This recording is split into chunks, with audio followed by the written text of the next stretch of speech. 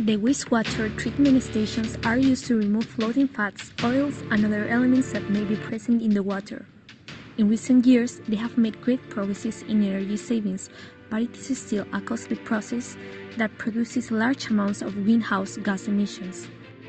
There are more than 18,000 water treatment plants in Europe that consume 3% of the energy. The cost of taking waste to landfill has doubled in recent years. How can this process be optimized? Life ECOdigestion 2.0 is the answer, a project funded by the European Life Programme with a budget of more than 970,000 euros, led by Global Omnium in collaboration with Aguas del Centro Litoral and Finnova Foundation. Life ECOdigestion generates biogas from organic waste in water treatment plant digesters by mixing it and transforming sewage sludge into green energy through technology. The initiative aims to become the most versatile digestion control tool on the market, achieving environmental and economic benefits through the production of biogas by making optimal use of waste. Thanks to this innovative on-demand biogas technology, we contribute to energy efficiency, favoring the reduction of greenhouse gas emissions and the use of sewage sludge generated in wastewater treatment processes, achieving in this way a positive impact on the environment.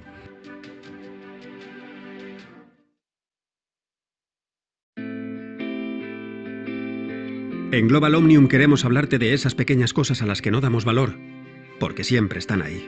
Y hablarte de todas esas cosas que nunca fallan, porque cuando a una cosa cotidiana le sumas otra que siempre funciona, suceden cosas extraordinarias.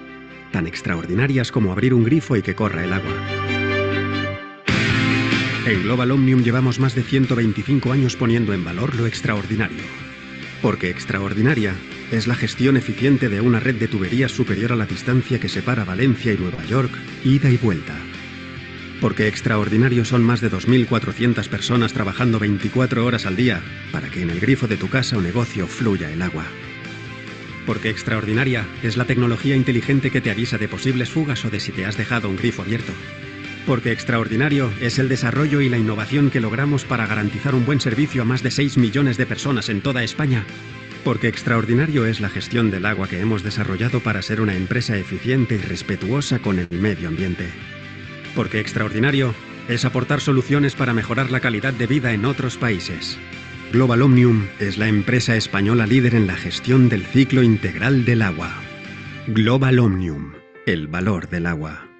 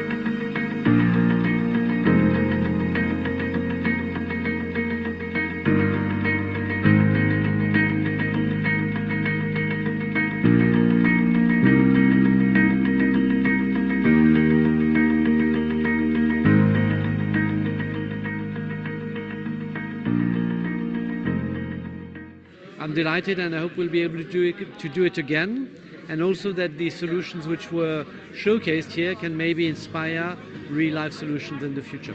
Es un honor que hayan contado con nosotros como aceleradora, con nuestro programa Startup Europe Accelerator, en el primer hackathon con el director general de innovación de la Comisión Europea para soluciones en el campo de cambio climático y reducción de emisiones. I also congratulate Finova, which was part of the winning team, a team which worked on a really interesting solution to make construction at long last sustainable. Well done. Thank you very much.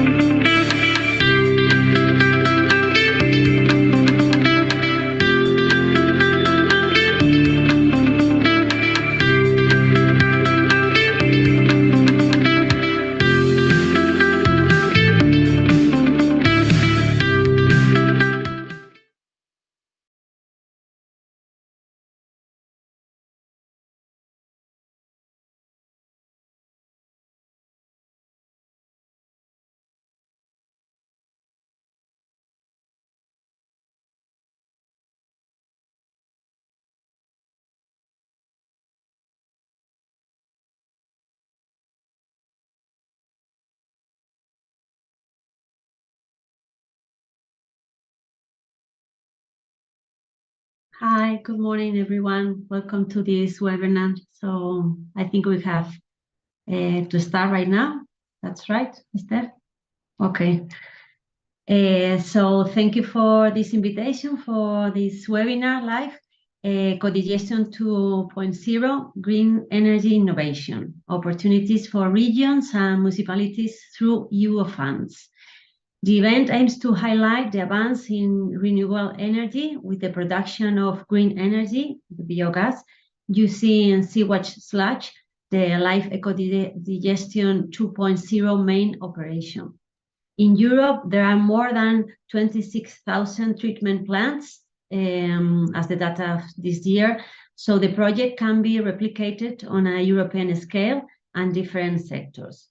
During this webinar, the main novelties of this innovation project will be explained, as well as the benefits it will bring to Europe in terms of green energy, blue economy, and sustainability.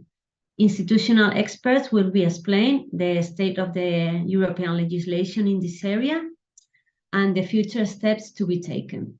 The importance of European funding to achieve the goals proposed in the 2030 agenda will also be addressed. So for the first session, we have I will give the speaker Christian Sylvain-Boussois, President of the Committee of Industry, Research and Energy of the European Parliament. I think, Christian, it's your turn. Thank you so much. Good morning from Strasbourg. Thank you for the invitation and thank you for asking me to highlight the most important legislative and non-legislative initiatives at the level of the European Parliament. As we steadily approach the end of what many could call one of the most tumultuous legislative term of the Union's history, the European Parliament and concretely the Industry, Research and Energy Committee that I am chairing as President are hard at work to finish up all the remaining open issues ahead of the upcoming European elections in 2024. If something has become evident in the past 3 years, is that having the right energy policy in place is fundamental to ensure economic prosperity, the welfare of our citizens, climate neutrality, you know well, the target of 2030 and 2050, and also achieving high levels of strategic autonomy at Union level. And energy independence became more and more important, and more people are aware about the importance of energy independence, especially after the illegal aggression of Russia against Ukraine. You know well, dear participants, that as part of the European Green Deal, the EU has set itself a binding target of achieving climate neutrality by 2050. As an intermediate step towards climate neutrality, the EU has raised its 2030 climate ambition, committing to cut emissions by at least 55% by 2030. Now, the European Union is working on the revision of its climate, energy and transport-related legislation under the so-called Fit for 55 package. Most of the legislative initiatives, legislative work there has been done. Now the implementation will follow, but some of the dossiers are still in the phase of negotiations between European Parliament and the Council of European Union. On the positive side, we can say that our energy market has proven to be able to stand the test of decarbonization and strategic autonomy, but we have also to admit that we have had to deal with several shortcomings of the present system.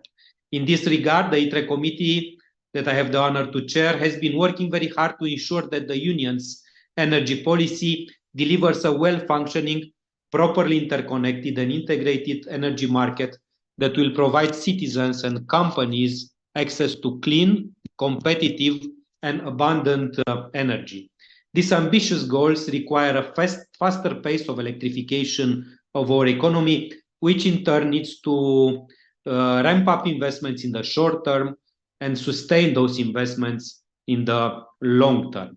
It is also important to acknowledge that this past year and a half, we have been living under extraordinary circumstances. The war in Ukraine has in any case only confirmed the need we have to quickly transition to a decarbonized economy, based mostly on indigenous, low carbon and renewable power generation, so to protect our way of life and reduce the Union's vulnerability to external shocks. We have to recognize that energy is of strategic importance to us, and therefore we need to work together with the regions, with the national governments, with the local authorities to provide the guarantees needed to develop and sustain an economic model based on the principles of sustainability, competitiveness, and security of supply. And I know that the Committee of Regions and in general the local and regional authorities are very much aware of this. I mentioned that indigenous low carbon energy and renewables is becoming larger and larger. And here, depending on country and regions profiles, some have national tendencies already, as you know. I believe the secret now is to not neglect any source that could become part of the energy mix, that could offer us strategic autonomy and security of supply. Coming back and preparing to end to the main issue debated today in this webinar, hosted under the umbrella of the European project Life ECOdesign 2.0 and dedicated to the production of environmentally friendly energy biogas within wastewater treatment plant digesters, I would say very firmly that biogas is indeed achieved this by blending decomposable organic waste, thus converting sewage sludge into sustainable energy through groundbreaking technology. We speak about biogas in at least a few big legislative files. Renewable Energy Directive that was concluded not so long time ago, the gas package that we will finish soon, and President Buzek, former President of the Parliament and former President of ITRE Committee, together with Mr. Geyer, are the colleagues responsible on behalf of European Parliament for this legislative dossier. Methane emissions, that is still under heavy negotiations, will have soon the third trilogue. And of course, about the technology to achieve it, we are discussing on the Net Zero Industry Act and STEP. So I can assure you that we have been thoroughly analyzed its potential. For these reasons, there is a clear need to scale up biogas by 2030, as outlined in the REPowerEU plan of 18 of May 2022. As a renewable and dispatchable energy source, increasing the production and use of biogas and its purified version, biomethane, also helps to address the climate crisis. We have voted in the European Parliament that the biomethane production needs to reach 35 billion cubic meters per year by 2030. But for this, the estimated investment need for the period amounts to 37 billion euro. We have also the Biomethane Industrial Partnership that was launched in September 2022 as part of the REPowerEU plan. Its objective is to support the achievement of the EU's 2030 target of 35 billion cubic meters annual production and use of sustainable biomethane, and to create the condition for a further ramp up of its potential by 2050. It will promote active engagement between the Commission, EU countries, industry representatives, feedstock producers, but also academics and NGOs. Also, finally, we can speak about the revised Renewable Energy Directive that broadens the scope of the fuel supply obligation to cover all use of biomethane, and the Commission's recommendation on permitting for renewable energy projects should also accelerate new biogas and biomethane investments. We only have now, and hopefully by 2024, under the Waste Framework Directive, to collect organic waste separately. And member states, regions, and cities need to put in place such systems of waste collection.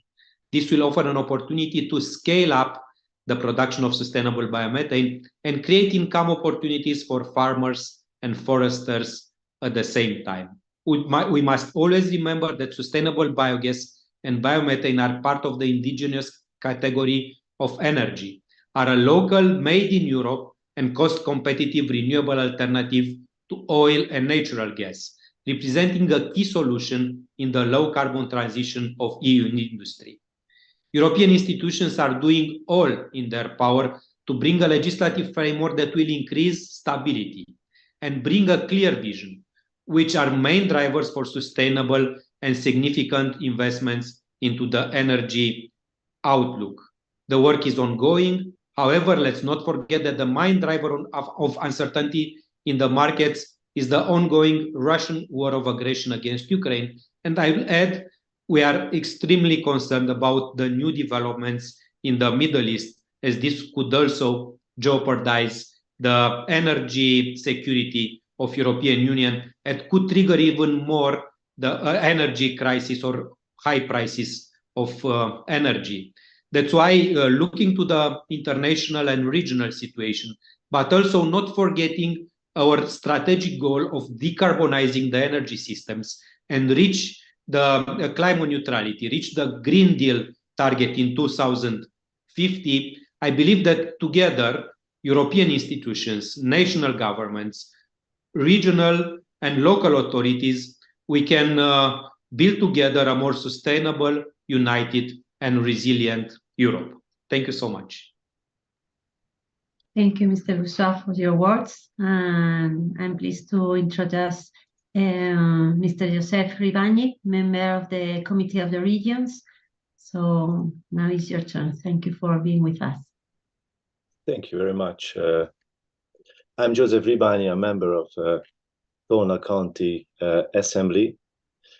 From Hungary, I would like to present to you the main elements of the current report entitled Localization of Energy Production, the Role of Geothermal Energy, which we prepare in the ENVI Committee of the Committee of the Regions, and for which I am the rapporteur. The material has four main directions, such as the first is political objectives, relevance to political priorities, specific local and regional dimensions, strategic relevances. The political objectives are the core opinion would focus on strategies to achieve EU's clean energy goals outlined in the EU Solar Energy Strategy and Repower EU. Support mechanisms for planning renewable heating and cooling systems for local governments, measures to increase capacity, public participation for transparency and acceleration of authorization and licensing processes, existing and missing technical and financial means to support the local production of clean energy, especially geothermal energy, presentation of best practices and research examples at European, national, and regional level in the field of local energy production, emphasizing the social and economic effects of these solutions. The second is relevance to political priorities are.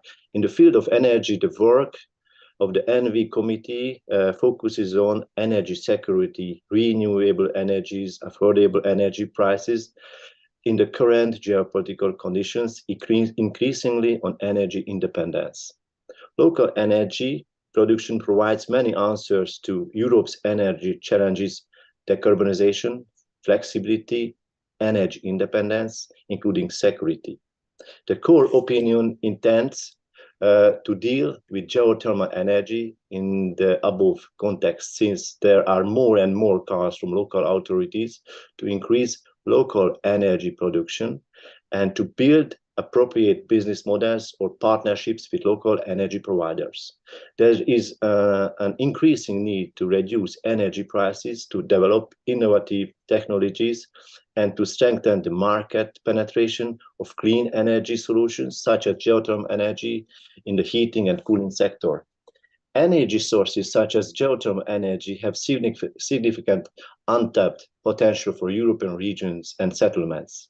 The energy security aspect of local energy production can be further developed by providing suitable infrastructure for geothermal heating or taking into account the controllability of geothermal energy. Also, like geopolitics continues to drive up the price of fossil fuels, at the same time that fossil fuel infrastructure is under attack, new market opportunities must be explored in the heating and cooling sector. Specific and local or regional dimensions are: the regional and local government level, local energy production can be the solution for citizens and institutions to promote energy supply and reduce local emissions while providing affordable energy for all. This applies not only to residential buildings, but also to municipal district heating networks, the health sector in terms of municipal outpatient care based on the chemical composition of these warm waters, wellness facilities, and tourism, the agricultural and aquaculture sector, and rural communities. Local clean energy production can provide lower energy prices than fossil reasonable energy prices, and at the same time increase energy security. The contribution of local energy sources to job creation and a new local economy cannot be ignored. European local and regional governments should be helped and supported in developing the necessary capacities and obtaining adequate funding to explore plans to build up settlements regulations. Yes, I'm here. Settlements plans and European local and regional governments should be helped and supported in developing the necessary capacities and obtaining adequate funding to exploit the potential of local energy production. Settlement plans and building regulations of the settlements should show the already explored geothermal potentials. Existing legislation should be capable to implementation of and the effectiveness of multi-level governance management in this area should be monitored. Strategic relevances.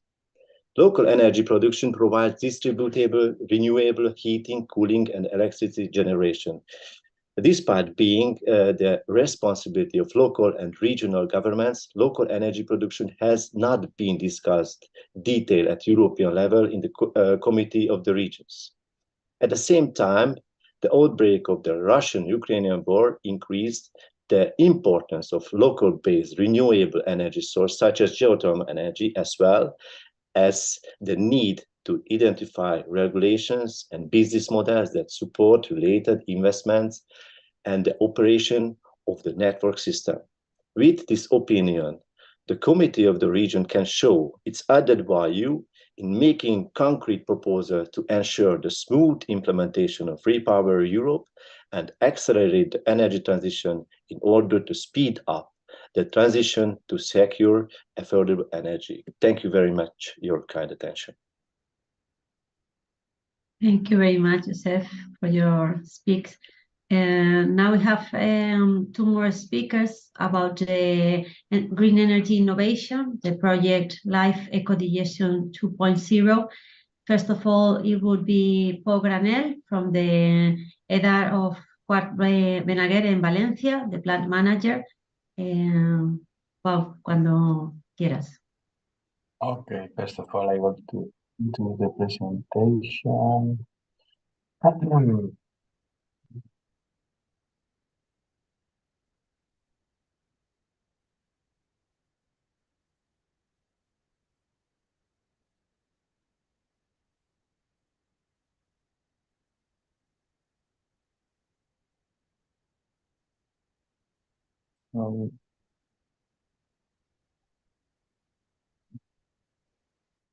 Have a lot of screens, sorry.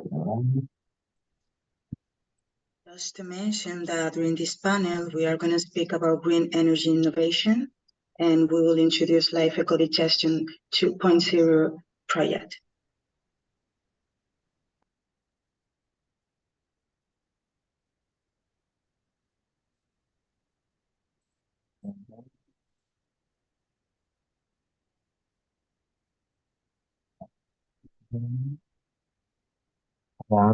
Promise to introduce the presentation.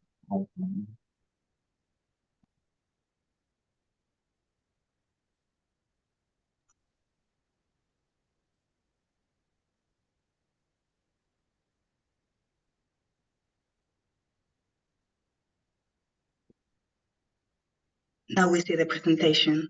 Thank you so much, Mr. Granel. Yes. Okay. Well, I will speak about the ECOdigestion 2, the project that we are doing here in Quart Benaguer and in Coimbra in Portugal. I will show you the technological advancements that we are doing in these years of work. And first of all, I want to introduce, I want to do a little introduction about what is ECOdigestion. ECOdigestion is a project where we are doing a software to produce the biogas that your facility needs, and with the best mixture of co-substrates and sludge. Then the first step of this project, ECOdigestion 2, was another live project where we were working with in a pilot scale with a local software. In this second project, we want to work with a new software with more power and working in the cloud. Okay. Then the first big advancement that we do in this project was to work with a new robust scalable software. It is quite friendly. The screen you can see here, and we have a control access because we will be working in a different facilities. Then you will have a pass control for example, the operator or the plant manager, the process manager, and you will introduce in the system the tanks that you have in your plant, the quantity of sludge that you introduce in the anaerobic digesters, the characteristic of your digester, for example, the volume, the temperature of work. In the other point, you have to introduce the biogas that you need. For example, if you have a boiler, you have a unit of cogeneration. If you introduce the biogas in a system of the biomethane net, then you introduce the quantity of biogas that you need to produce every 15 minutes. You introduce at the same time the constraints. If you have a system, for example, we are working with Aguas do Centro Litoral in Portugal, that they are working on manure.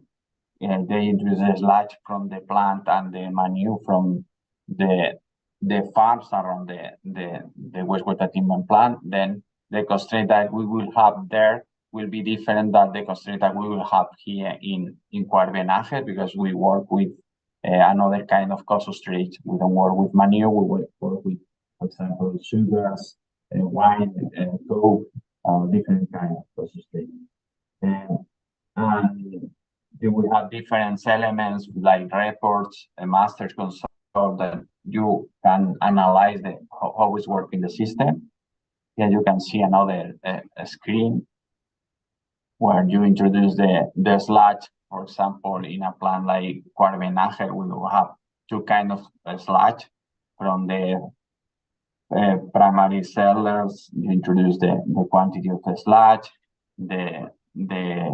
In the other, you can see the biogas production that you need in each moment. And the system will search this quantity of biogas, doing the best mixture of co-substrates and sludge. And another important thing that we are learning with this project is that the control of all system variables are very important to control and improve the biogas production.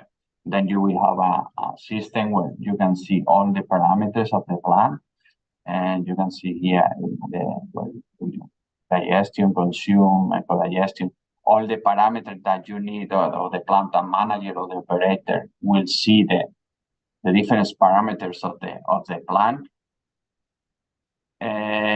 Another important point when we are finishing with the software is all the elements that we need to introduce in the system to work with the best solutions and improve the solution of the system. Then all the staff, the technical staff that is working in this project, with Carlos, Maria Jose, and me, it's important to introduce all the physiochemical characterization of the sludge and the manure. In this case, manure is in Portugal. Then we have done more than 2,500 tests to analyze all the parameters that we introduce in the system. On the other hand, you have to analyze the determination of specific methanogenic activities, because we at the end, the goal of the production of biogas is to have a good concentration of the methane. Then we will have different BMP, that is the biochemical methane potential of each co-substrate. You can see all the tests that we have to here with 10 theoretical and 120 empirical to introduce all the parameters in the system. It's true that we are working with an aerobic digestion model 1 that we have to change a little things inside the model to arrive to the results that we have in the real scale, because the model is in the first idea of this model was to work with only sludge. Then when we introduce casuistry, we have to change different parameters. Here you can see different results to the kinetic of the system with different constant that is working the team to introducing the same in the software to improve the results. Then you can see here all when we are working in a real scale in EURegionsWeek, you can see this is a real scale, the result that we are doing, for example, now in the plant. You can see the different production of the biogas. You have different moments where you can see that we are producing more biogas. In this case, you can see here with the yellow one moment we introduce the sludge plus casuistry. In another point, we only introduce a sludge. The system is searching the biogas that you need in the plant, then it's doing the best mixture. In this case, is not connected yet to the system, is doing with the experience that we are learning with the work of these years. Then, for example, Maria Jose Tárrega, that is the process manager, introduced the best diet in the system with the things that is learning with the software and all the study in the laboratory. Then in this case, we have different diets. You can see in yellow that we have moments that we have more diet than another that we use less quantity of sludge or casuistry, and you have different ratios of production. They want, for example, in this case, in the another one. Then it's very important to control the biogas production. At the same time, the system is analyzing in the gasometer the quantity of biogas that you have. Then when this gasometer is reducing the quantity of the biogas, they send to the system that the system needs more biogas, then they produce more biogas.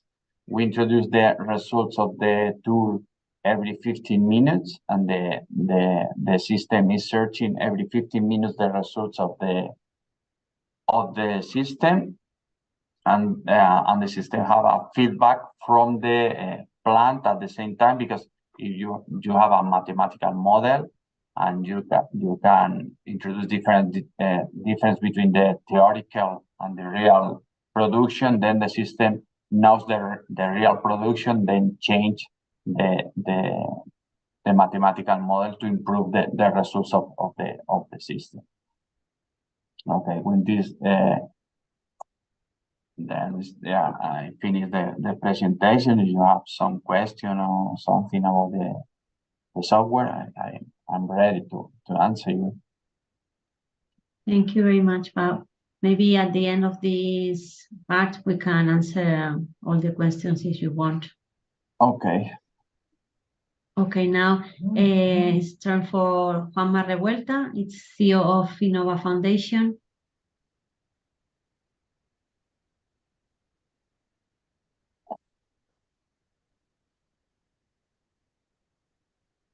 I don't know if Juanma will be with us in a few minutes. Just to mention that Juanma Revuelta, CEO of Innova Foundation, will be speaking about EU funds opportunities and the LIFE program.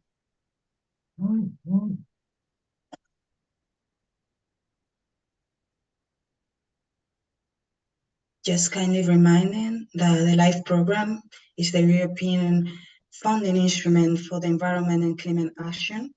with a budget in the case of life ECOdigestion of 970,000 euros.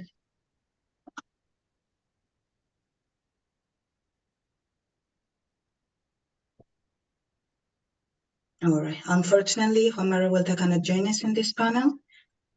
So we are gonna welcome Lola Burdas. She's gonna speak about Girls for Tech and Startup Europe Awards. Thank you so much, Lola, for being with us today.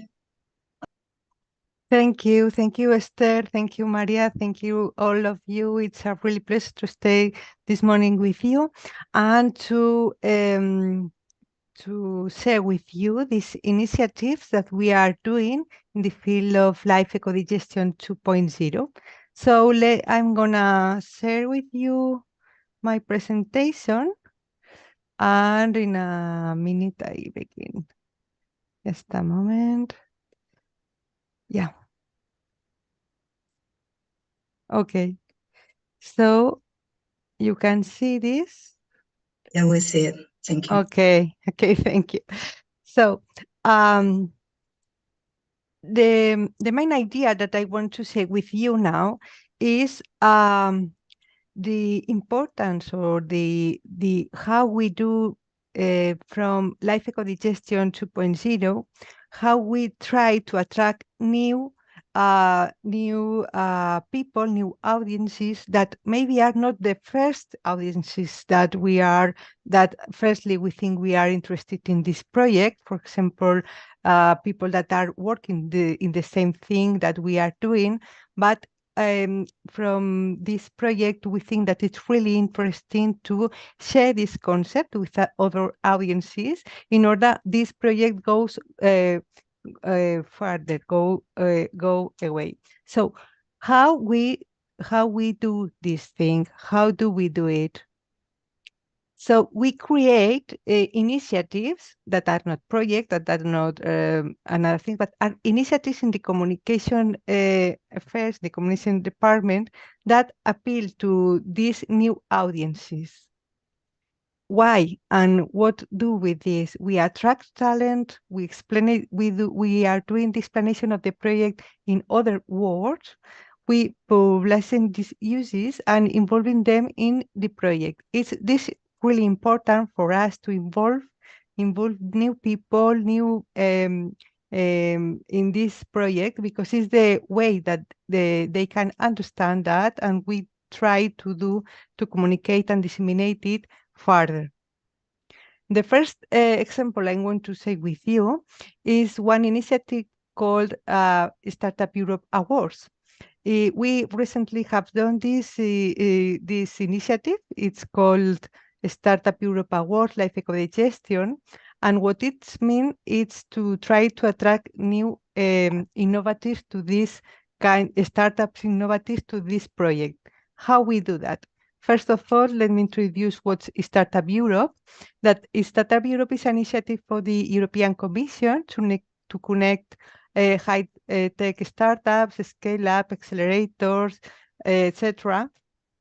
And in that, we have the Startup Europe Awards. So the Startup Europe Awards is a methodology promoted by the DG Connect of the European Commission and implemented by Finnova Foundation in collaboration with the Startup Europe that I have explained to you.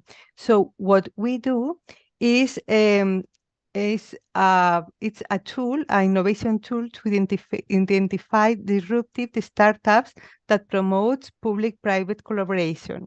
Our mission is to help new entrepreneurs to be more successful and to facilitate their access to the European funds in called, for example, LIFE, the one we're speaking about. What do in this kind of, for example, Startup Europe Awards, or what have we done in the Startup Europe Awards in Life ECOdigestion? So we did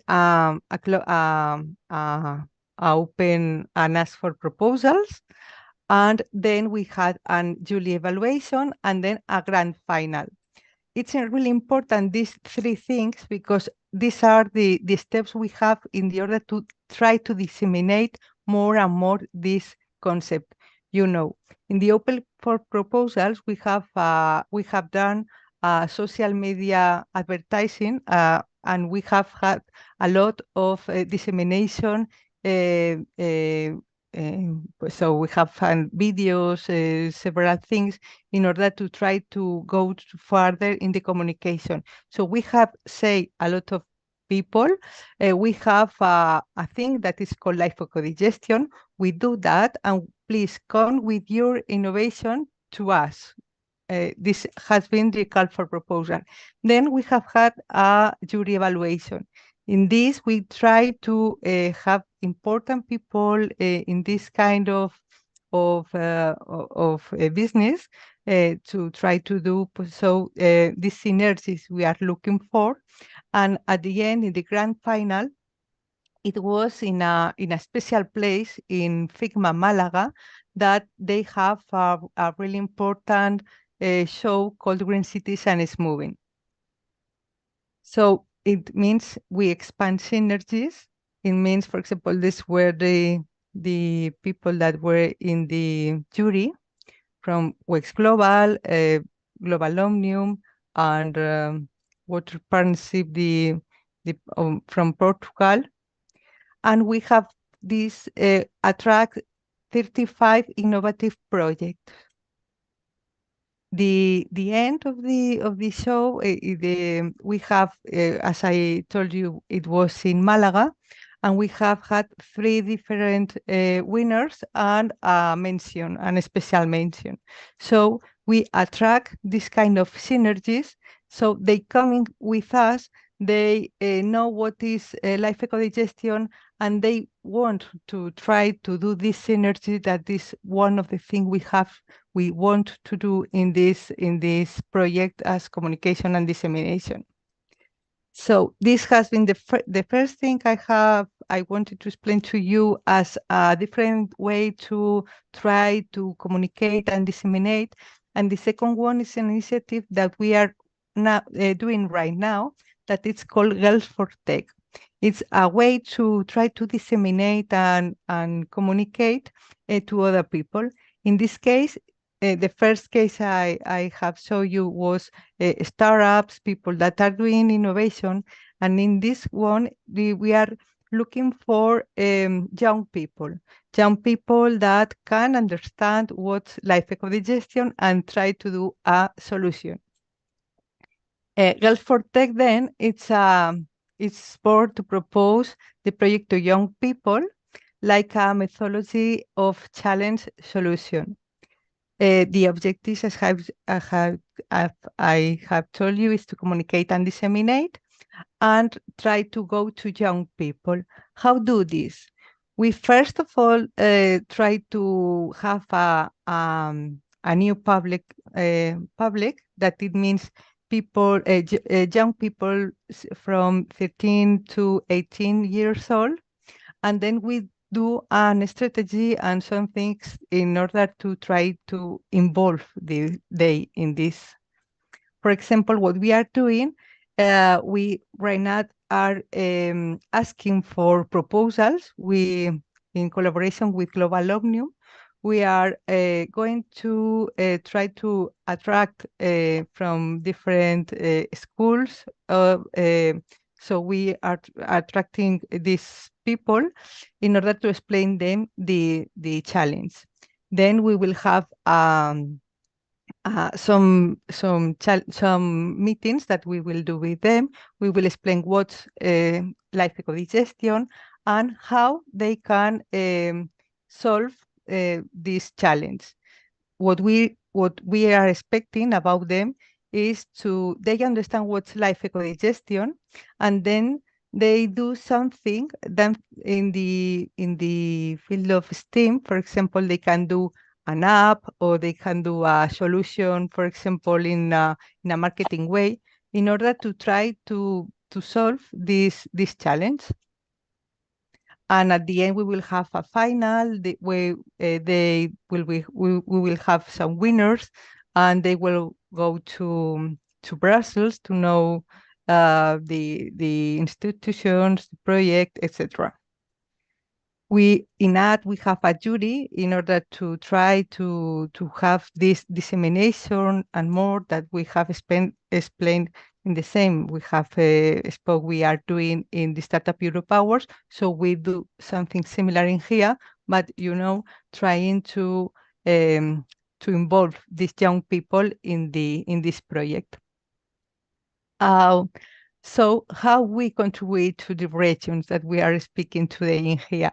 So we plan seed of the innovation through Life ECOdigestion 2.0 to a new generation, thinking in green energy. And that's why these are the things we are doing to try to promote more and more and communicate and disseminate out of the normal things we are doing, of course, but this is a way to try to publish, to disseminate, and to attract new people, and the Life ECOdigestion 2.0 goes further and away. So thank you very much. This is my presentation.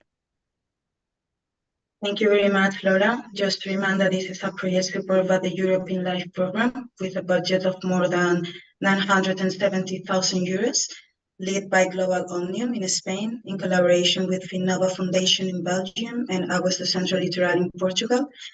Now we are going to welcome Juanma Revuelta, CEO of Finnova. Thank you so much, Mr. Revuelta, for being with us today. Hey, thank you very much. Good morning from Valencia. We are today is the Mediterranean International Water Forum, and we are perhaps at the end in the closing. We will have some words from someone quite important in the field of water. Also, this event in Valencia, we are here as Life ECOdigestion, and also Global Omnium is participating. This Mediterranean Forum is preparing the next Med Forum in water that will be in Tunisia and after in Bali in 2024.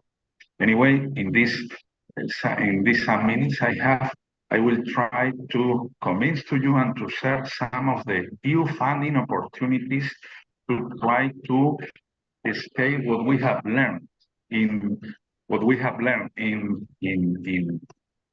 this Life ECOdigestion project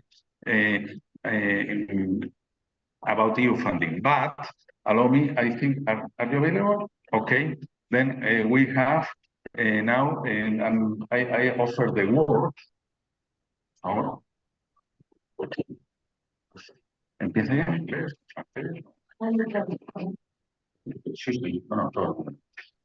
Bonjour à tout le monde, je suis Ramiro Martinez du réseau méditerranéen des organismes du bassin.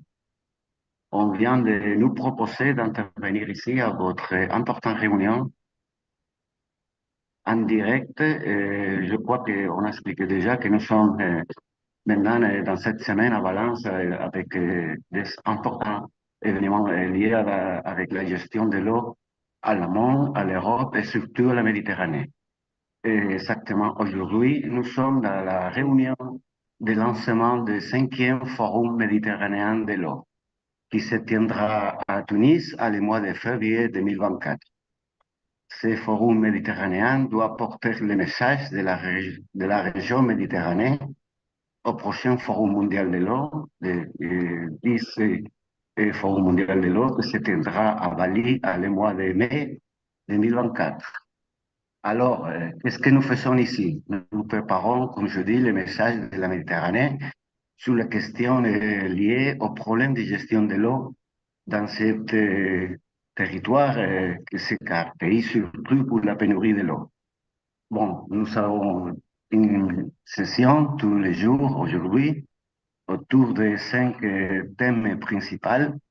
Et bon, en relation avec ces projets, il y a des questions liées à la gestion intégrée de l'eau, surtout avec les liens de l'eau avec les autres aspects, comme c'est de l'énergie, c'est de la gestion intégrée, c'est de l'alimentation, l'agriculture, etc. Et pour nous, c'est très intéressant de pouvoir intervenir ici à votre réunion pour porter notre message, parce que nous allons parler aujourd'hui, tous les jours, sur ces questions pour préparer notre message au prochain Forum mondial de l'eau.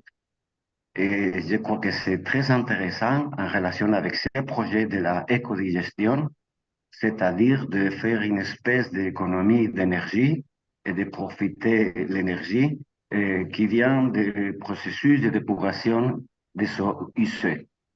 Et alors, de cette façon, nous pourrons donner, si vous me permettez, donner un tour à la traditionnelle idée de la d'épuration des eaux, de façon que devient des consommateurs de l'énergie un producteur de l'énergie. Et c'est très important d'autre côté parce que si on arrive à de bonnes technologies pour ça, et ça veut dire on aura aussi un objectif secondaire qui sera de la promotion chaque fois de plus en plus pour la dépollution des eaux usées, que c'est le mauvais problème de notre région, de notre jeunesse. Merci. Merci bien. Merci bien pour votre flexibilité. On a avec nous, oui, de retour. What I'm going to try is to explain in a very fast way. Én azt gondolom, hogy igen. Jó lehet. Could you silent, please, Joseph? Yes. No, is okay, Esther, or? Absolutely. You have 10 minutes. I'm afraid you're on mute, Mr. Revuelta. Oh, yes. Okay. Then I will try to share some in a very fast way, some EU funding opportunities for the new projects. And I'm pretty sure that from other live projects that will be present today, but also live ECOdigestion, we can think in new funding opportunities. Let's start from the smaller calls. I'm talking about the program Erasmus Vocational Training. I'm not talking about programs of international. I'm not talking of programs of international mobility of students of the university, but how to train, for example, agricultures in how to use more efficient irrigation system, or how to improve the capacity building in the managers of depuration water treatment plants, doing, for example, what Life ECOdigestion is doing, that is to try to digest organic waste to produce more biogas, reducing the cost of energy. Okay, Erasmus, we're talking 100% subsidy, up to, we can start from 30,000 euros up to 400,000 euros. Okay, the minimum project is just 2 partners from 2 different countries for a sort, for example, experts that comes to Valencia to visit and to understand how the pilot plant of Life ECOdigestion works in Quart de Poblet, that is very near the airport. Okay, allow me to explain Life. Most of you understand what is Life, but anyway, we think we should start to work in Life if we want to be successful in the next call that will be in September. And we think that we could work in a project like ECOdigestion 3.0, perhaps exploring the opportunities in green hydrogen, for example. Also, in that binomial water and energy, why not to explore in Horizon Europe the call Innovation Fund? Innovation Fund subsidize disruptive technologies for pilot projects up to 15 million euros, 60% of subsidy. That we are talking of the big size projects, and the small scale projects we are talking of up to 7 million and half. But it has to be real disruptive and okay, a project that try to hybridize new system of of generating energy or storing energy, or for example, combining photovoltaic with wind energy, with other projects, it could work. Coming back from the biogas production in depuration water treatment plants, we would like to work in a live governance project, exploring the new role of the prosumers, entities that produce energy but consume energy, and why not in that concept of kilometer zero around every depuration water treatment plant, how to manage new incomes for the depuration water treatment plant, that is to manage that organic waste around. But I mean, pig slurry, oreca sector, etc. Okay, it could be a model to implement in the other 18,000 depuration water treatment plants in all over Europe. I would like just to finish explaining that nice tool that is the interregional cooperation. It depends where you are now. It's open the Interreg Northways. In 15 November, European Commission is going to launch the NestMed.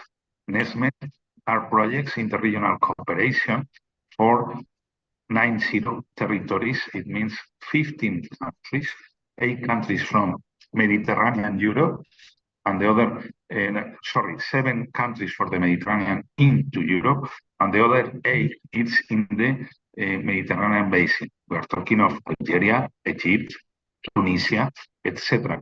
It's quite interesting, these projects, to share good experience and practice. Allow me to explain that in the budget that will be open in November, there is more than 100 million euros, and for water as a priority, we are talking of 24 million euros, that is around 10% of the total budget. And then why not to think in the results from live ECOdigestion to go in the Mediterranean basin. We are talking the priorities of the European Commission is access to water, but also management, sustainable management of water. That is all what is how to prevent plastic in the sea from the depuration water treatment facilities. We are talking of why not how to reduce that water. What about the grey water in the cities? What about the binomial water with in the cities to reduce the phenomenon of hot wave in the cities? That is also a risk for the health. Okay, all what is sustainability in water, it means also all what is about energy efficiency in the water process. Okay, we could be talking, but it will be for other time. Esther, thank you very much for the time. I hope not have consumed more than 10 minutes. But anyway, I have not the chronometer here. And thank you very much, Esther. Thank you very much, Mr. Revolta. Your insights are really appreciated. Maria Garcia. Yeah, thank you, Esther. Thank you, Mr. Revolta. Now we've got a round table. It's been a pleasure for me to be with you during this webinar. I am the president of the Spanish Association of Environmental Journalists.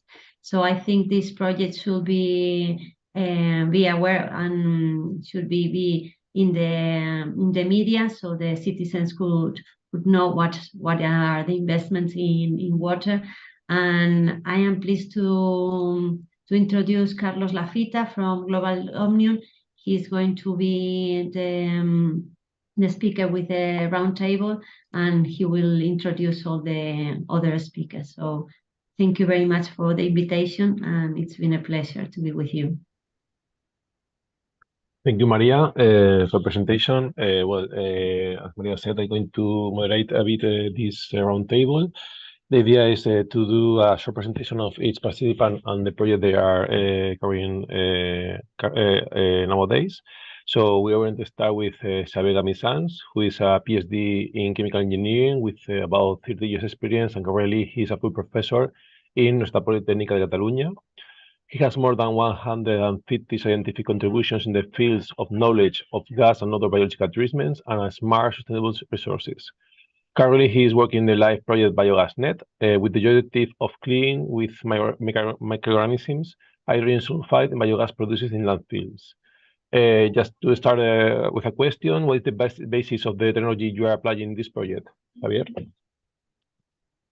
Good morning, everyone. And first of all, I would like to say thank you very much again to this consortium of which is running the Live ECOdigestion 2.0 for inviting me to this webinar. I think this is the third or fourth time I'm participating in your events. You are very, very active, and I'm really proud to be here again.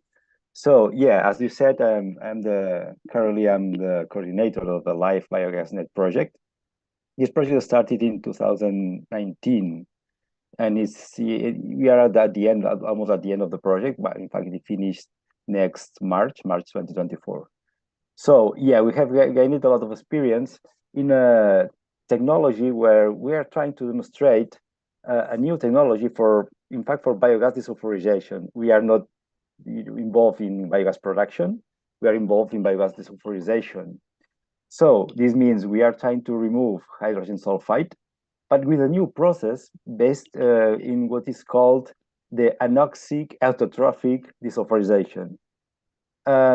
Basically, this is a biological, low-cost, and environmentally friendly process that will substitute the conventional physical-chemical processes for H2S removal from biogas. So our objective basically is to boost the use of biogas in different sectors. We have been testing the technology in a landfill in Cadiz for 1 year, and currently the prototype is being tested in Athens, in a very, very large landfill located at the outskirts of Athens. And yeah, I think we have a very, very good technology that has paid really huge attention from different stakeholders right now. So more or less, this is the basis of the project.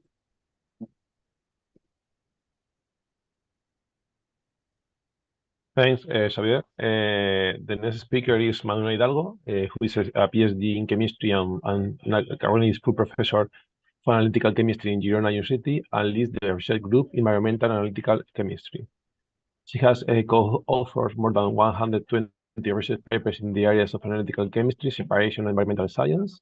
Her research interests include sample treatment methodologies, chromatography techniques, atomic spectrometry, and the mobility and fate of contaminants in the environment.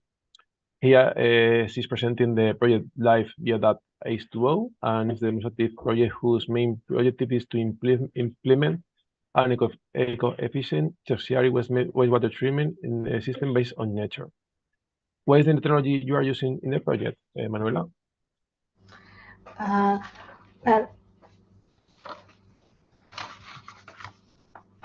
Well, the performance of the technology mostly relies on Darnia, which these organisms are filter feeders capable of injecting particles smaller than 30 microns, and which include bacteria. And there is an additional contribution of the biofilm that develops in certain areas of the reactor that contributes to the polishing of the effluent in terms of nutrients, basically. And in this sense, the design of the reactor and operation conditions favors the settlement of the larger particles and the growth of biofilm in lamellas inside the reactors. This technology was developed in a previous Horizon 2020 project at a smaller scale, treating 1.5 cubic meter water per day. And in the present project, the technology is upscale and the operating conditions will be optimized to treat up to 200 cubic meters a day in Spain and up to 50 cubic meters in Greece, which are the two demo sites that we have in the project. One in Spain, in Catalonia, near Girona, and another one in Antissa, in the Lesbos Island in Greece, that are two water-stressed regions of the Mediterranean area. Thank you, Manuela. Next speakers, they are joining for the same project is Victoria Puchol, who is PhD in chemistry, and since 2013, he's working as R&D technician in Genealogía, whose mission is a company whose mission is to create an ethical textile industry, sustainable and eco-efficiency. On the other hand, Oscar Calvo is materials and chemical engineer, working at ITES since 2005 and with more than 15 years of experience managing regional, national, and European projects. Technical skill on textile industry includes coating and finishing technology and their processes. They are here for presenting Life Anhydra that reuse water in textile industry for the reduction of about 92% in water use. How are you going to achieve this ambitious project objective of the project of reduction in water use in 92% and in wastewater production in 98%? Okay, first of all, thanks to the organization, and Carlos, thanks for your introduction. The project Life Anhydra is based on the first system for regenerating and reducing the industrial water use in washing finishing process for jeans production. As you know, the textile industry has a lot of problems with water and is the responsible for the 20% of the water pollution in the world. Only for the jeans production, you need for each pair of jeans, you need 100 liters of water. And this, for the best-selling garment in the world, is the jean, is necessary 500 million of meter cubics of water for the production of jeans. In this context, we developed the Life Anhydra, and the main object is hydrating the textile industry using a closed water regenerating system, working continuously and directly connecting with the washing machines where the finishing of jeans are performed. Anhydra will have an important and positive impact on environment because 28% of reduction of wastewater discharge will be possible. The consortium is formed by Genealogía as Anhydra technology manufacturers and coordinators of the project. ITEX, as textile specialist, is a technological research center. This is the reason that Oscar is in the room with me. And a Portuguese company, Portuguese textile company, that acts as the demonstration plant for the technology. Okay. And as and the most important of the project is that it's a demonstration project focused on reduction of the water consumption in the jeans production, and using a unique system that works in situ in the industrial plant. To end, the Life Anhydra is a close-to-market solution, and the final and most important objective is to put in the market this equipment, mainly for garment finishing industry, and if possible, for other textile industries or in other industries if possible. Okay, that's all.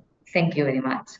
Thank you, Victoria. So we have a quick question, Victoria. The only demonstration plant is in Portugal. Then yes, there's yes. not in Spain.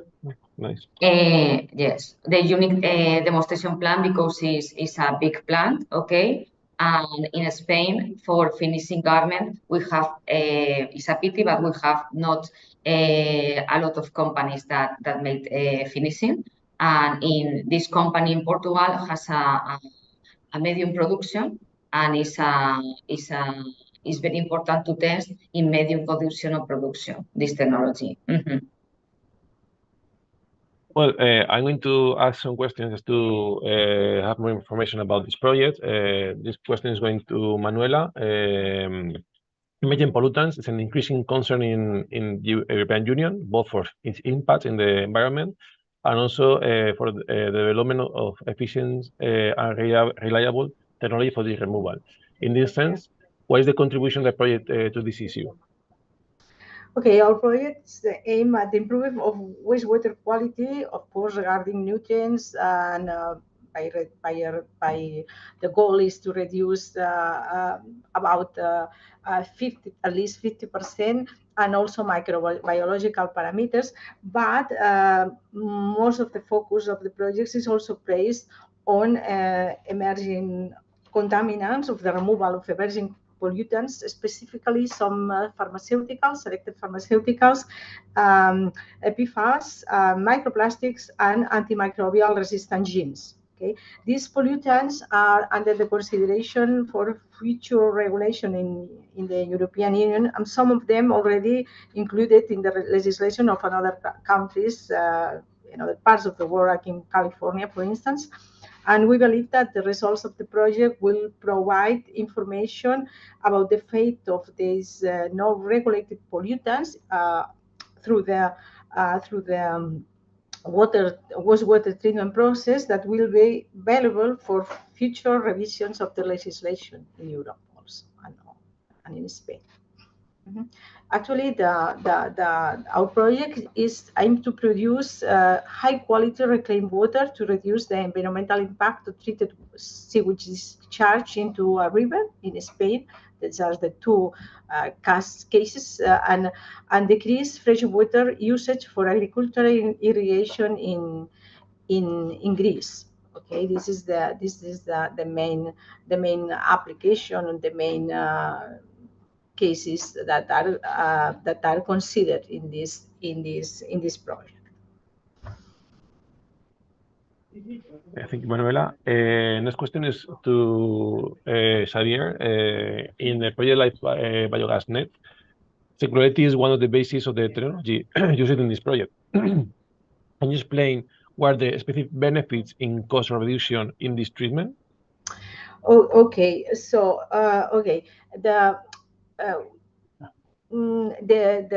this technology operates without chemicals and is is less energy intensive compared to other conventional tertiary wastewater treatment. So in this sense, there will be the operating costs that very low, and the footprint of the carbon footprint or yes, energy consumption is the comparison with conventional tertiary wastewater treatments, because this is a tertiary wastewater treatment, is very favorable in this sense, with a reduction over 90% in energy consumption and more than 80% reduction in carbon footprint.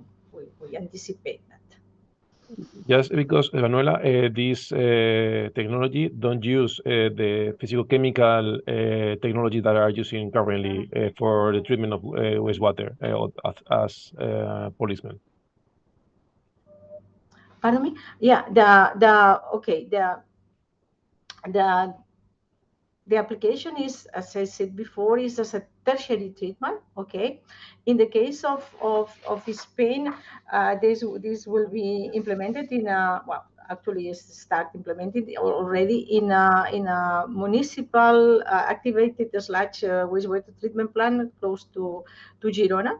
Okay, and in Greece, they will be in operation in an experimental platform located in Antissa, in Lesbos Island, which include a flow anaerobic sludge planking reactor, which is also, by the way, producing also biogas, and also constructed wetlands in this case. So we have different, we can test different configurations and different scenarios to obtain reclaimed water for the irrigation of agricultural land, or to discharge this treated water safely to the river, to improve also ecological and chemical and biological quality, ecological quality in the river.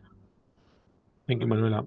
Xavier, Amizans, the same question to you. You can explain the specific benefits in co-reduction you have in your treatment? Yes, thanks. Okay, let's see. The thing is that with our technology, we're trying to substitute, let's say, oxygen or air as electron acceptor in the oxidation of hydrogen sulfate by specific microorganisms. In our case, we are using nitrate or nitrite. This is why the project or the technology is based on this anoxic process. The main advantage is that we don't, we are not adding air, oxygen. This is diluting the biogas. We are not adding oxygen, which is a comburant. So this creates a dangerous mixture between methane and this comburant. But we add just nitrate or nitrite. The thing is that this nitrate or nitrite comes from, nitrogen wastes of different nature. For instance, in Cadiz, we used leachate from the South landfill, which is further nitrified to produce nitrate or nitrite. And then this nitrate or nitrite is introduced in our bioreactor, where hydrogen sulfide is oxidized to elemental sulfur, which is a valuable byproduct, and the nitrate or nitrite is reduced to nitrogen gas, which is just released to the atmosphere. Now in Athens, what we are doing there is using a different nitrogen source. There we are, collecting gases from a composting facility, which are rich in gaseous ammonia, and then we absorb this ammonia, we nitrify this ammonia to nitrate or nitrite. We both are good species for us. And then we send this nitrate and nitrite, this effluent, to our, in this case, a biotreating filter, where we are completely oxidizing hydrogen sulfide to produce sulfate. And then we mixture this sulfate with more ammonia absorbed from the composting facility to produce ammonia sulfate. This ammonia sulfate can also be sold as a fertilizer for the industry, for agricultural purposes.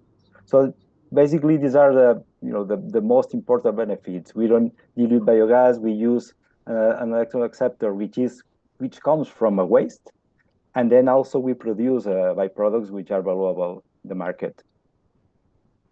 From your answer, I have a couple of questions. One is, do you have identified a market to these products? I mean, I'm talking about elemental sulfur and also sulfur and ammonium, ammonium sulfate, sorry. Because I've read, I remind that in the past, when you take out phosphorus from wastewater, there was no market to this in the European Union because it was forbidden to use in agriculture. I don't know if this is still the same. And the other question, just to glance both at the same time, for the formation of ammonium sulfate, do you need also to apply heat, or do you do just mixing both sulfate and ammonia? Okay, thanks. That's a good question. In fact, we don't have at this point, we don't have a stakeholder that is ready to acquire these materials. But we know that from other projects that elemental sulfur can be, if we separate this elemental sulfur from biomass, this is another part of the project. So then we can just sell this metal sulfur to, for instance, this agricultural sector, but also to companies who prepare pigments because elemental sulfur is one of the raw materials in the process. We have contacted them with another project, so we know that they are ready to test our elemental sulfur to produce these pigments. And regarding the ammonia sulfate, the thing is that we are just creating at this point a very dilute concentration of ammonia sulfate in our systems, because remember that biogas is not, I mean, the concentration of H2S in biogas is not really that much. This means probably generally is perhaps under 100, 1000 ppms. So then it's the difficult part here is to concentrate this ammonia sulfate. So probably we should have to test other technologies, evaporation, whatever, to try to concentrate this. But at this point, we are just mixing the effluent of the biotreating filter, which is basically sulfate, with ammonia produced, ammonia absorbed from the composting facility, and we have this dilute solution. And yeah, probably previous to the market, we still have to work a little bit on the concentration of this byproduct. Okay, thank you, Xavier. Now, in the project Life Anhydra, a question that you are proposing reusing water after reusing the industry. How is the quality of this water, and also if this use or the use of this water results in the same quality of the final product of the clothes and textiles you are producing? I like that you make this question, because this was our premise and since the beginning of the development of the project. In fact, we started with the design and R&D phases focused on the requirements of the quality of regenerated water in order to reduce. And it's very important since the beginning of the project, ensure the quality of the end of the style product, final product, okay? And with this was our first premise requirement, and we developed all the technologies in place in the Life Anhydra with this objective. All the technologies developed based on ultrafiltration, ozone, or advanced oxidation, and all the variables and parameters in the machine was focused on these requirements of the final end product. Drinking water. Thank you. Also, I have another question about sorry, the project, because I think that there's a cost reduction. So the benefits for the company that is going to have this new technology in the facilities, apart in the cost reduction in water use. There is another economic or commercial benefit due to the use of this green energy, green technology that reduces the use of water. Yes, here for this question, I will answer you. First, very nice and thanks the invitation to Life ECOdigestion for participating in this webinar. So related to the profitability or take advantage of the other wastes or other streams that are produced in the project and in the water treatment, we are mainly focusing on the recovering of the textile waste and fibers that are solved or contained into the waste water. As Victoria explained, the main process in which Life Anhydra is involved is about garment finishing and washing of garments. During this washing process, a lot of particulate matter, a lot of fibers are released due to these washing processes, and we are able to collect this kind of fibers in different points of the system. because the system is equipped with different filtering systems. Also, you need to stop this kind of fibers prior to entering to the ozone generator and the ozone treatment. So we are going to study and to investigate which are the possibilities to reuse this kind of short fibers or this kind of even microfibers for different end applications. For example, to use this kind of wastes for acoustic insulation panels for building, for example, because they are already formed with this kind of short fibers that can be consolidated by mechanical or even by chemical or binder methods.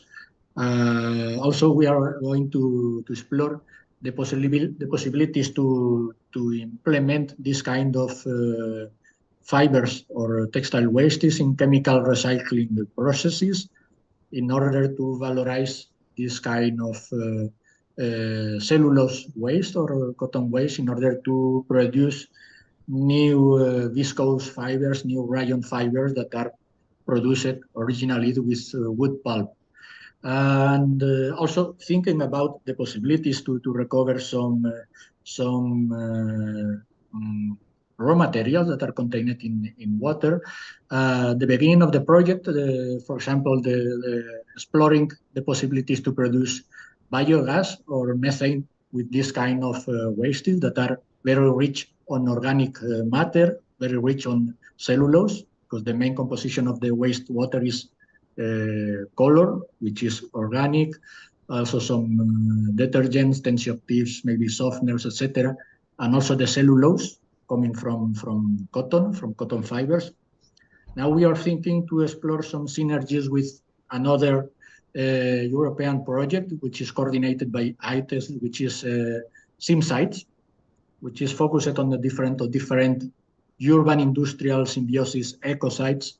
And specifically in the area of Alicante, we are working with the wastewater treatment plant of Alcoy in order to valorize different water streams coming from the textile industry, coming from the cosmetic industry, mainly for producing also biogas, like some of the live projects we are talking here. So maybe we explore in the second half of the Life and Hydra project the possibilities to reuse this kind of wastewater produced by your system, by Life and Hydra system, and to study which are the methanogenic performance of this kind of wastewater. So I think it could be nice. Yeah, sounds interesting. I'm also working in ECOdigestion in anaerobic digestion, and sounds nice to have this energy from other sources. we don't know. Okay. Thank you very much. I think we have to finish this roundtable because we are on time now to finish. I want to thank to all the panelists to be present here and for explaining their interesting projects. Thank you very much to all of them. Thank you very much, Mr. Lafita, and all the live programs participants today. And thank you so much for joining us on our Live ECOdigestion 2.0 webinar, titled Green Energy Innovation, Opportunities for Regions and Municipalities through EU Funds. This is a side event, part of the EURegionsWeek 2023. And today, to conclude today's webinar, I would like to introduce and welcome Mr. Octavi Quintana. He's the director of PRIMA, and he's going to be in charge to conclude today's webinar. Thank you so much, Mr. Quintana, for being with us today. We hear you. Thank you very much. It's a pleasure to be with you today. I've just been invited very recently, and the purpose of my very short talk would be to tell you about PRIMA. PRIMA is a program of 19 countries around the Mediterranean, plus Germany. You know that when there is European money, always Germany participates. And so we are 19 countries around the Mediterranean. We fund research and innovation for water, agriculture, and food. All projects need to have partners from the south and from the north. So the average size of projects is, in terms of partners, around 10. In terms of budget, from 1.5 the smallest to 4.5 million, the biggest ones. We fund mainly, as I said, water, agriculture, and food related to climate change, which in the Mediterranean, you know, it's very severe. It's a hotspot for climate change. So far, we have funded, there are 200 ongoing projects with, as I said, 1,900 teams from both sides.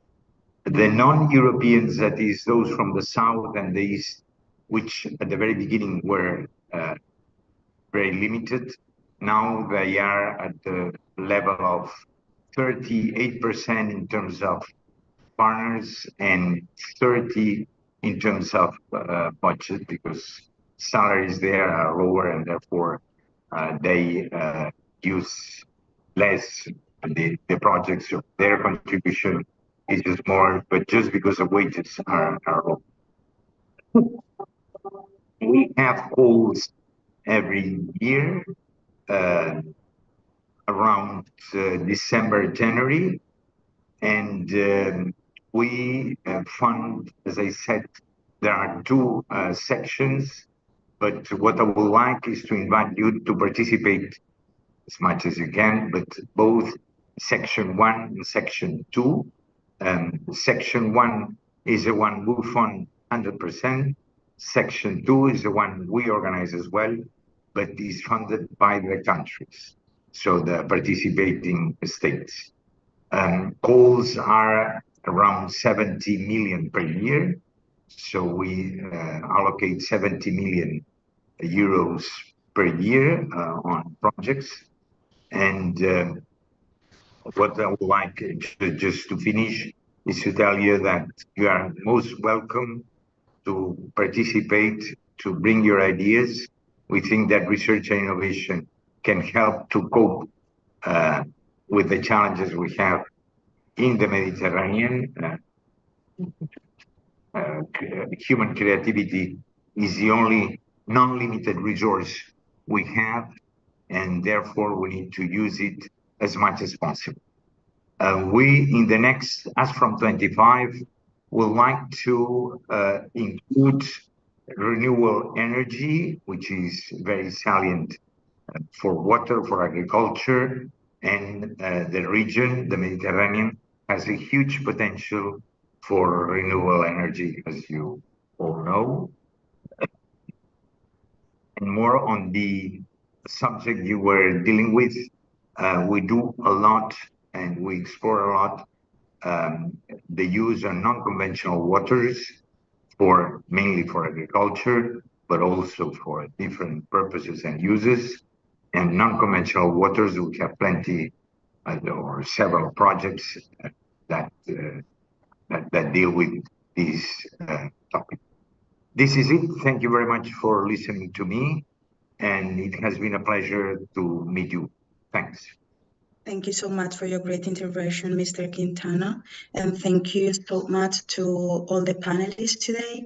We would like to thank María García de la Fuente, President of Asociación de Periodistas de Información Ambiental, also to Mr. Christian Sylvie Busseau, President of the Committee on Industry, Research and Energy of the European Parliament, Mr. Joseph Villani, Member of the Committee of the Regions and Envy Commission, and of course, all the live projects join us today, such as Live BiogasNet, Live BioDAP 20, Live and ERA, and we would like also to thank to F-Sagro Technologies, which is also one of our partners and potential synergies we would like to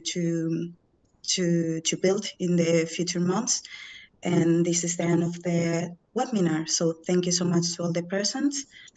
The recording of the session will be available online, and the program is also available on our social media channels.